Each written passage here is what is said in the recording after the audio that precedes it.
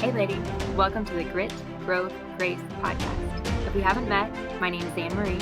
I'm wife to James and mom to 4 beautiful kids, plus 1 miscarried baby, from 9 months up to 8 years. My hope is to help other women experience the postpartum period, all the way up to the first year of baby's life, as a time of grit, growth, and grace.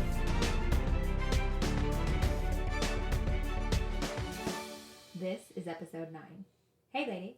Last week we talked about whether wearing a postpartum uniform might be helpful to save mental energy, simplifying the daily what to wear decision.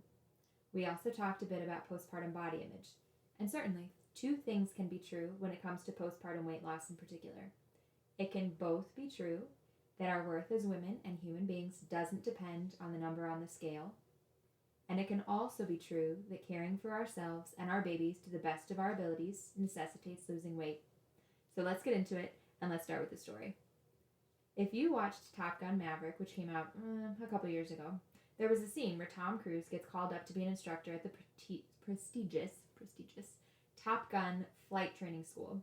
And there's a commanding officer reading briefly over his list of accomplishments in a debrief with another officer, and the guy says that Tom Cruise graduated first in his own class at Top Gun several decades before. Tom Cruise corrects him, saying that he was second in his class, and quips, "Just wanting to manage expectations, sir." I want to do the same thing. You're about to hear the weight loss thoughts of a woman who goes to a farmer's market and buys a cinnamon roll.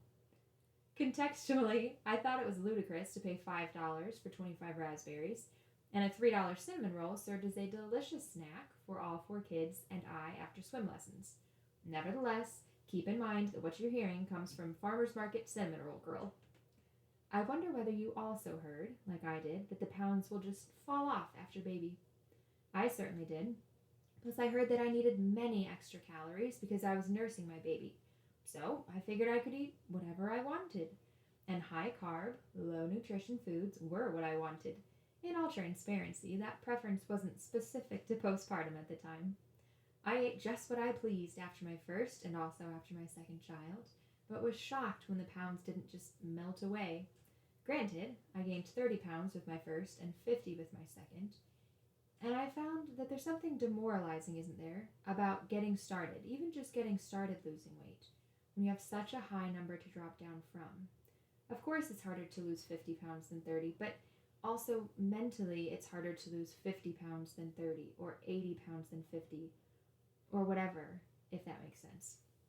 Sometime after baby number 2, my daughter, was born though, I watched a video on the Glow Body PT stands for personal training, YouTube channel about how to not gain weight while breastfeeding. I thought that was a very cheeky title, and so I was intrigued and I clicked. Much of what she said had more to do with the way you eat rather than what you eat. The suggestions she shared were common sense and low stress, and several have stuck with me to this day. I'm sharing those, plus a few more thoughts with you here. And I'd love for you to think of these suggestions like a restaurant menu.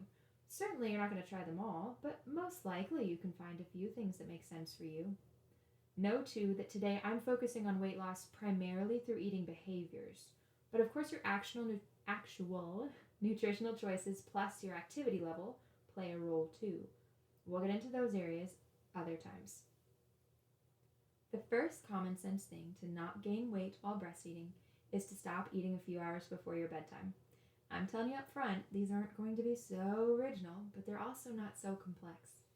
And I've found that the simpler the guideline, the more likely I am to abide by it, especially during postpartum. So you won't find me talking anything complicated today. I stop eating 2 hours before I go to bed, 3 if I'm feeling wild. And this is pretty basic, right?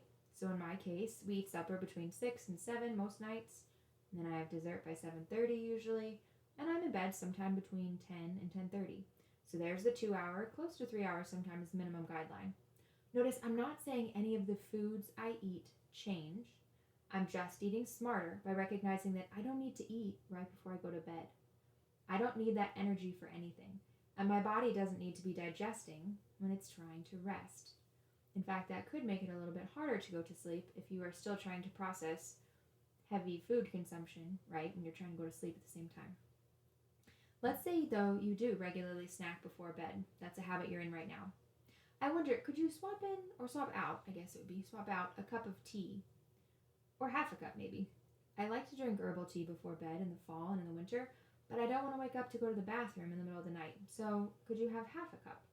Could you eat a bit more for supper? Also, in the Glow Body PT video, she said, it's okay to be a little hungry in between meals or bedtime. What? Say what? But you're nourishing another human with your body. In fact, your nutritional needs are higher, around 500 extra calories per day, during the first few months postpartum if you're breastfeeding than they were even during the third trimester of pregnancy. How can it be okay to be hungry? Doesn't that mean you're not consuming enough calories? No, not necessarily. Those two things don't have to go together. I'm not suggesting you become hypoglycemic from not eating. I'm just inviting you to consider playing with the fear of hunger a bit, just a bit. Perhaps by bedtime you tend to feel a little hungry, which is why you tend to snack. Okay. Does anything bad happen if you are a little hungry when you go to sleep? If you've eaten 3 solid meals and a snack or 2 during the day, it's probably okay to be a little hungry right around bedtime. That's something that actually has been a big shift for me, to just sort of sit with being a little hungry instead of thinking, if I'm hungry, it means I need to eat. I want to interject here that during one postpartum, I ate like a night shift worker, meaning that if I nursed my baby at 2 or 3 a.m., I ate a snack pack of nuts and dried fruit at the same time. No biggie with what I was eating. After all, nuts are a great source of healthy fats. But I didn't need them then. I was eating like a Navy SEAL in enemy territory, fortifying myself at any hour of the day for the mission ahead. But the reality was, yes, you need extra calories to feed your baby and not experience nutritional depletion, but I didn't need them at that time. Another suggestion or idea to consider is saving your high carb foods for later in the day. My younger sister told me some time back that she'd heard somewhere that when you start your day with sweets, and I'm talking cinnamon rolls, traditional pancakes, donuts, etc., it primes your body to crave sweets for the rest of the day. I thought about it and I found that to be true. So generally, if I'm going to have a donut, I'll actually have it as what my kids affectionately call lunch dessert rather than for breakfast. So if you choose to eat a high carb food for breakfast, consider how you could add a protein or a healthy fat alongside it to help prevent blood sugar spikes. So like for instance, if you're going to have pancakes at breakfast, maybe you'd have an egg or 2 as well. So essentially your body is not just getting straight blood sugar hitting your bloodstream, like straight sugar hitting your bloodstream, because that's what leads to blood sugar spikes, and those blood sugar spikes over time lead to difficulty with losing weight. Adding in nutrient-dense foods rather than focusing on cutting things out can be a great approach as well, especially when it comes to snack time. Maybe you don't like kale and smoothies, so don't start trying to eat those foods, especially if you're not trying to be a genius about meals during postpartum. But could you start to swap out highly processed, low-nutrition snack foods like Cheez-Its or granola bars and swap in nuts and a handful of berries? I especially love the idea of doing this with foods that don't matter that much to you. Ramit Sethi talks about a version of this concept in the book, I Will Teach You to Be Rich, which my brother got me when I graduated college, and actually, I learned a lot from. Ramit talks about a guy who spent $21,000 per year on going out to eat. Yikes! But had 0 decorations on the walls of his home. This man spent 0 money on wall decor because, surprise, surprise, he was never home. He was ruthless about cutting costs on things that just didn't matter to him. Now, if you enjoy eating M&Ms every single day, maybe leave the M&Ms for now. But perhaps you wouldn't mind swapping out a snack food you don't really care about, like animal crackers. Cheez-Its, animal crackers. I guess I sound like a toddler, but hey, sometimes we end up eating the same snack foods as our kids, right? So maybe you would be open to swapping out animal crackers or something else with very little nutrition and swapping in peanut butter and apple slices. And if this isn't something that matters a lot to you, feel free to use the lazy genius principle of decide once and eat the exact same boring foods each day. If it's not something you highly enjoy, but you're halfway open to eating it for health purposes, just go for it. Decide once what your healthy snack's going to be, and just keep eating it. Something else that's helped me avoid overeating and thus gaining weight, or having trouble losing it while breastfeeding, is to eat dessert every single night. Girl, please, I can hear your eyes rolling from here, but here's what I found. When I know I'm having a treat after supper, I am more careful about my portion sizes at meals, and I tend to avoid sweets during the day, especially processed foods that are addictive but not particularly delicious. I will enjoy my cupcake or my cookie and glass of milk, and I will adjust my eating the rest of the day for that thing I'm really looking forward to. A question to ask yourself when you find yourself reaching for food is, am I actually hungry right now?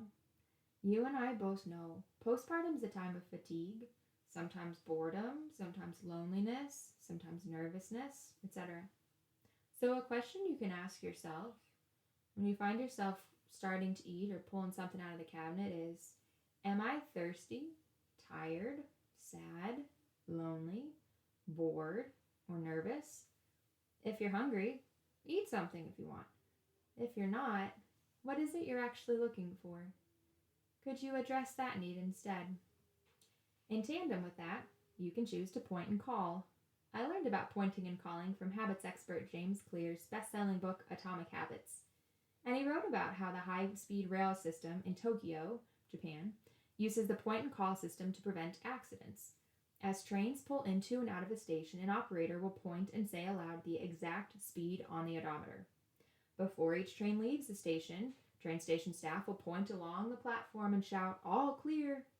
You might already do this before leaving the house. Got my phone, got my wallet, got my keys, got my kids. It helps you keep track of what you need to keep track of, to be purposeful about what you're doing, but purposeful about something you do often, you do regularly, something it's easy to become mindless or just, habituated to. So, you can start to point and call to draw your attention to carb intake in particular, right? Or snack food intake. Saying, I'm going to eat this cookie. Yes, it sounds absurd, but it takes you from unconscious or mindless eating to conscious or mindful consumption. When you announce, to no one in particular, I'm eating these chips, you get the opportunity to be purposeful about what you're eating. James Clear's book Atomic Habits also emphasizes how our habits change when our identity changes. He shared an example of a person who lost 100 pounds over, I believe, 2 years by consistently asking the question, how would a healthy person behave right now? That might be answered a million ways, like a healthy person would take the stairs, a healthy person would go to the gym, a healthy person would pass up the second bagel, etc. But when you ask yourself, how would the type of person I want to become behave? You allow your mind to move away from fixating on guilt and shame and towards thinking about the type of person you want to become. One last generalized thought on this topic of weight loss through nutritional choices is to add in high-fat foods. I know most of what I've talked about has been more about eating behaviors and less about eat these specific things. Another day we'll talk about specific foods and nutrition postpartum and what the foods are that your body will take from you, like the nutrients your body will take from you to fortify your breast milk versus the ones that if you're deficient, your breast milk will also be deficient in. So we'll talk about that another day. For today, though, I'll encourage you to add some healthy high-fat foods into your diet for 2 reasons. One, they help you feel full longer, which helps you then not eat as much. And 2, they tend to be packed with other vitamins and minerals, so you get more bang for your metaphorical buck. The easiest, healthy, high-fat foods to add in a nutshell, if you'll pardon the pun, are olive oil, seeds, and nuts. Bam. Olive oil, seeds, nuts.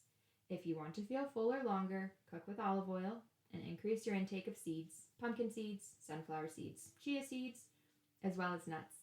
Walnuts, peanuts, macadamia nuts, almonds, cashews, and nut butters like almond butter, peanut butter, etc. That's what I've got for today, lady. I hope 1 or 2 of these ideas is helpful. I told you we'll talk specifically about how to nourish your body, especially for breastfeeding, another time. But I need to do some more reading before that to remind myself things that it's been several years since I've looked at. For next episode, I'm going to teach you how to cuss at your pediatrician. Relax. Cuss is C-U-S, and it's an acronym for how to speak to your child's doctor or any other healthcare professional in an effective, respectful way when you believe there's a problem, but they're not yet getting it. I'll talk to you then. One more thing. If you enjoyed this episode, please rate the podcast on whatever platform you're listening on.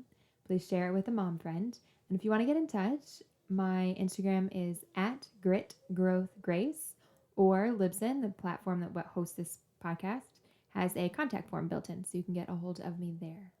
I so appreciate you sharing so far. Last week, I was on the Guiding Star Project's Fearless Future podcast and to talk about this and how specifically to get help in motherhood, especially when you're new in the postpartum period. So that was a real joy and a grace. You're welcome to, I suppose you could just Google that, Guiding Star Project Fearless Future podcast, if you want to listen in. I'd love that. And that's a YouTube video, actually. So this is audio only, with a hope to getting to YouTube, at least video in the future.